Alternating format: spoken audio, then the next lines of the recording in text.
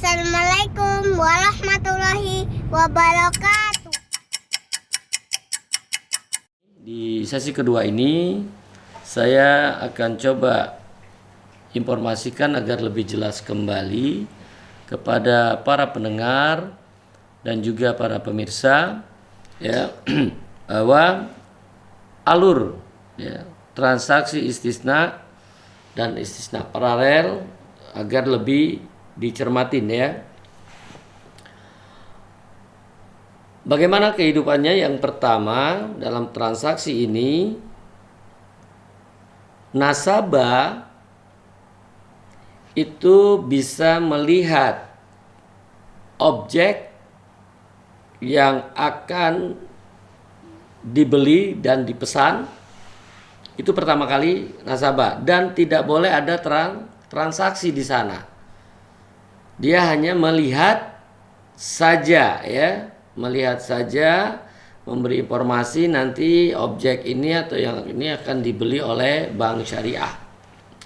Setelah dapat informasi ini, maka masyarakat atau calon nasabah ini datang ke bank syariah. Dalam rangka apa? Menyampaikan objek yang akan dibeli dan dipesan ya. Dengan cara pesanan kepada bank syariah sesuai tipe ya yang diinginkan. Dengan persyaratan dan harga yang akan disepakati. Mendapat informasi ini, bank syariah itu meninjau, melakukan penelitian ke lokasi atau ke tempat yang diingini oleh calon nasabah tadi.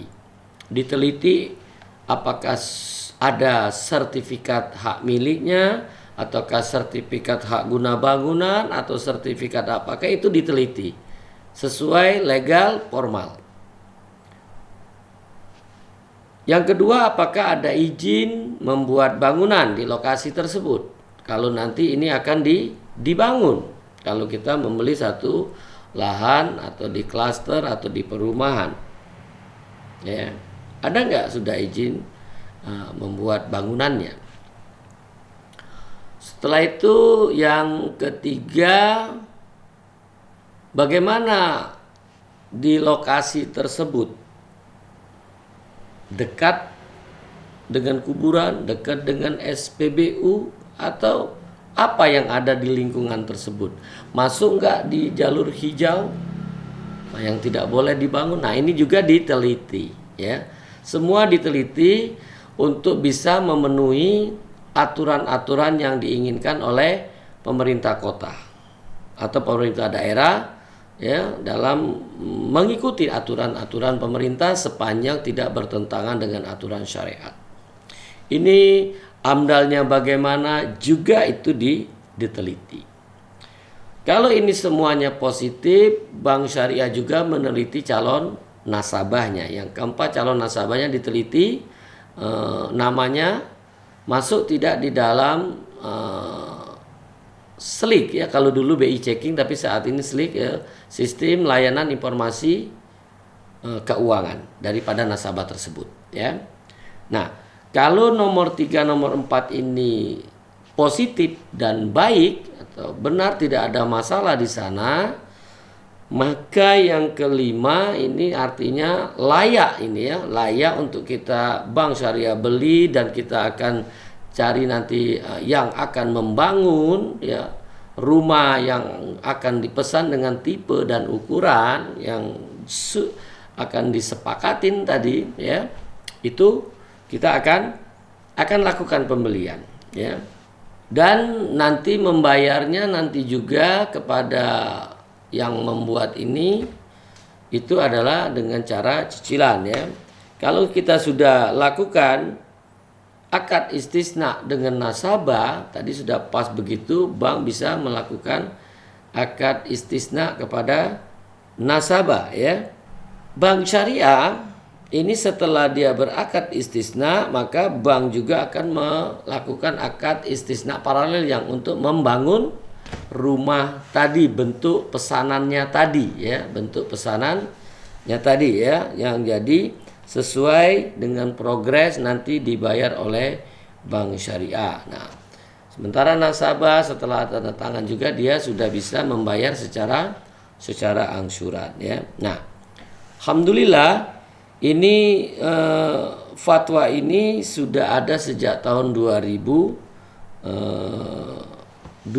ya, fatwa istisna ini ya. Sementara transaksi paralelnya itu di 2002 ya. Semuanya ini adalah untuk memudahkan masyarakat untuk melakukan transaksi jual beli pesan yang barangnya belum ada. Ini banyak sekali dan ini yang sering dilakukan di tengah-tengah masyarakat ya. Dia meminta masyarakat ya untuk membayar DP. Untuk membayar DP terlebih dahulu ya, rumahnya nanti akan dibuat, DP-nya sangat tinggi gitu kan. Bisa 30-40% ya. Sementara nasabah tidak mengetahui apakah rumah yang akan dibuat itu sertifikatnya sudah balik nama atau tidak, sertifikatnya ada atau tidak gitu kan. Sertifikatnya ini apa, sertifikat gabungan. Ini yang harusnya diteliti oleh masyarakat karena ini harus bisa sudah pada waktu akad jual beli sudah terpisah ya, bisa kita tahu ya, kita ngomong, kita bisa bicara dengan melalui notaris nanti dalam rangka untuk mengurus perubahan hak tanah dan bangunnya ya, biaya pengalihan ini perubahan hak tanah dan bangunan. Dan juga di sini diingatkan kepada masyarakat ketika bertransaksi istisna ini memang betul-betul kepada orang yang amanah, orang yang jujur, karena ini ada masa tenggang ya, rumah yang akan dibuat bukan 1 bulan 2 bulan, ada yang berjanji 8 bulan, ada yang 1 tahun. Sementara kita sudah mengeluarkan dana ya, kita sudah mengeluarkan dana dan aksan ya, masyarakat kalau keperorangan butuh ekstra hati-hati. Karena kalau keperorangan itu dia bisa menghilang ya. Dan kita tidak bisa mencari kalau namanya hilang. Tapi kalau kita kepada lembaga formal, orangnya hilang, lembaganya nggak hilang karena dia tercatat di lembaga resmi. Ini pengamanan bagi masyarakat untuk yang bertransaksi ya secara tunda. Hati-hati dengan iming-iming harga murah. Ya, jadi kalau murah itu pasti nilainya nggak bagus ya, pulusnya sedikit. Jadi kalau jelas, kalau dia punya harga pasti punya kualitas. Ini yang harus menjadi perhatian ya. Makanya kalau kita sudah mencari nilai sisi syariah itu harusnya tidak nilai angka. Yang harus kita cek itu adalah akad ini halal atau tidak ya. Halal atau haram ya. Kalau dibilang tidak nanti kata enggak tegas ya, jadi halal atau haram gitu kan.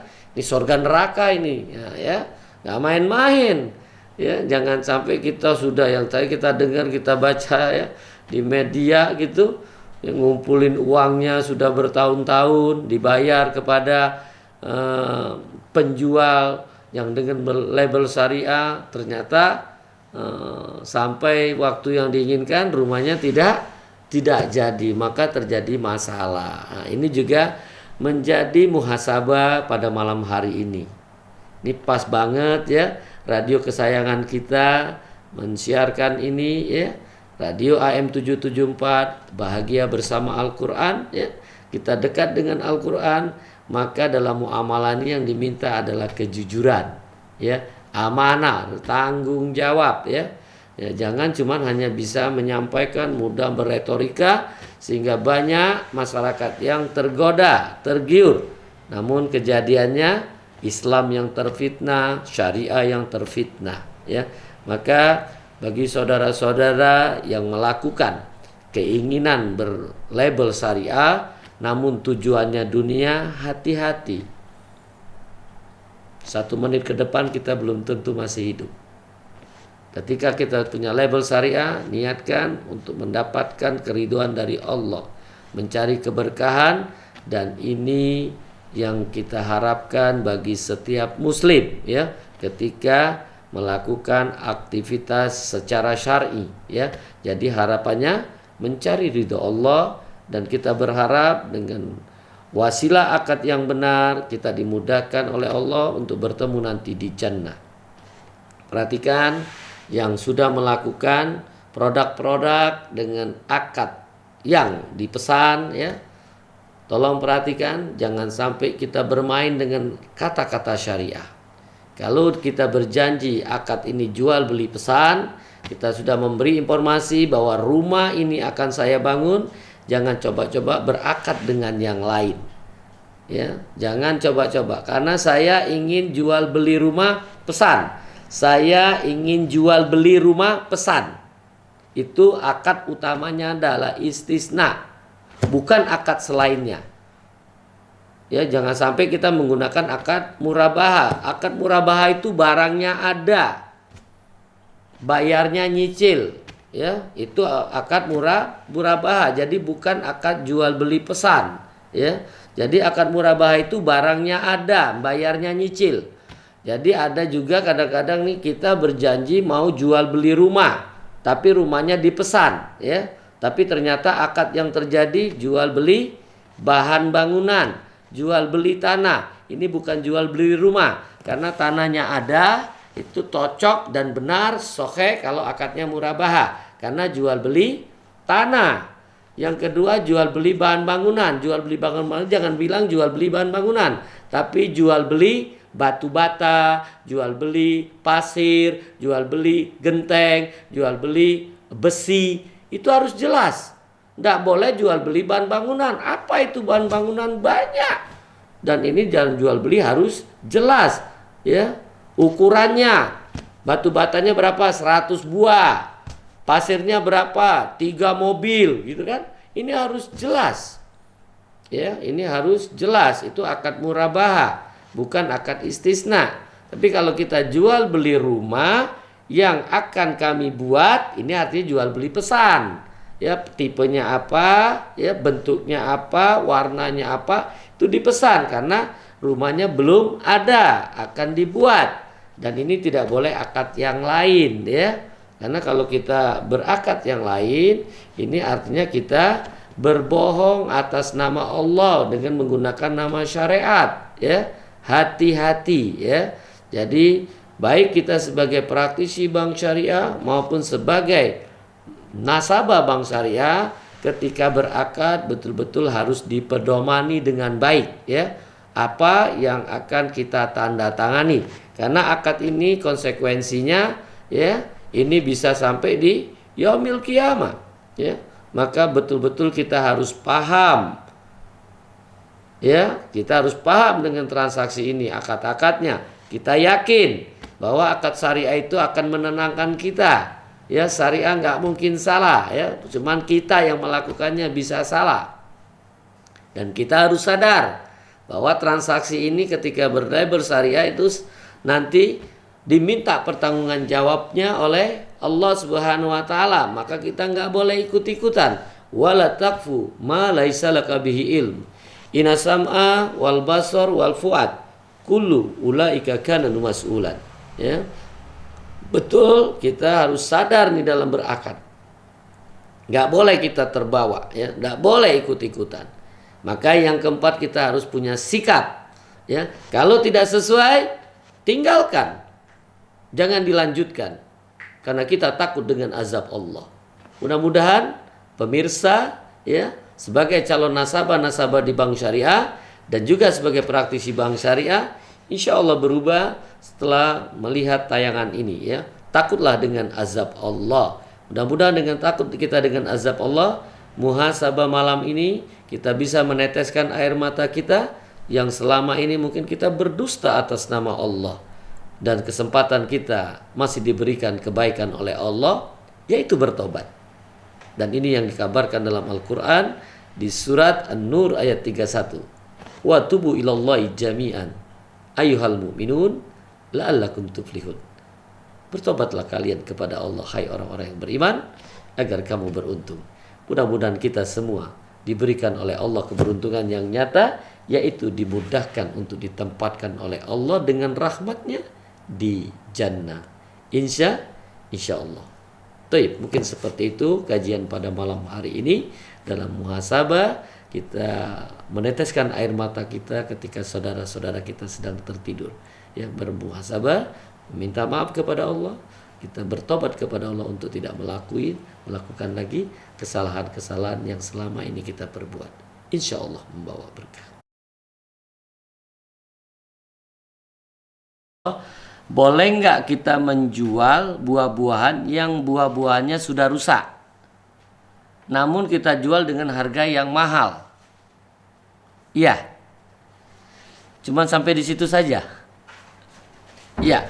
Baik, ya. Perhatikan para pendengar Radio Ismail AM774, Bahagia Bersama Al-Quran, dan juga pemirsa Facebook Abu Muhammad Duyono. Ini pertanyaannya, mudah-mudahan ini kehidupan kita sehari-hari, yaitu seorang hamba Allah, dia pedagang, jualan buah-buahan, ya, dan buah-buahannya sudah busuk, namun dijual dengan harga yang tinggi, ya, tanpa mungkin ditutupin buah-buah yang busuk tadi, sehingga seolah-olah kalau harga tinggi ini barang bagus gitu ya. Nah, hati-hati, kita sebagai seorang muslim ini tanggung jawabnya tidak di dunia, dan tadi kita selalu diawasin oleh Allah. Kejujuran itu yang sangat penting, ya. Kejujuran itu yang sangat penting dalam kita berjual beli, ya. Karena kalau kita menipu dalam jual beli, semua hasil kerjaan kita, hasil jual beli itu menjadi haram, ya, menjadi haram, ya. Karena konsep dari jual beli ini harus jujur, ya, harus jujur. Jadi memberi informasi, ini barangnya sudah busuk, cacat, ya, harga saya jual sekian, ya. Yang perlu diketahui, mahal atau murah itu dari pandangan kacamata Islam. Kalau kita mampu membeli berapapun harganya dan kita sepakat di situ, itu murah. Sementara kalau mahal itu kita punya uang namun kita tidak mampu membeli.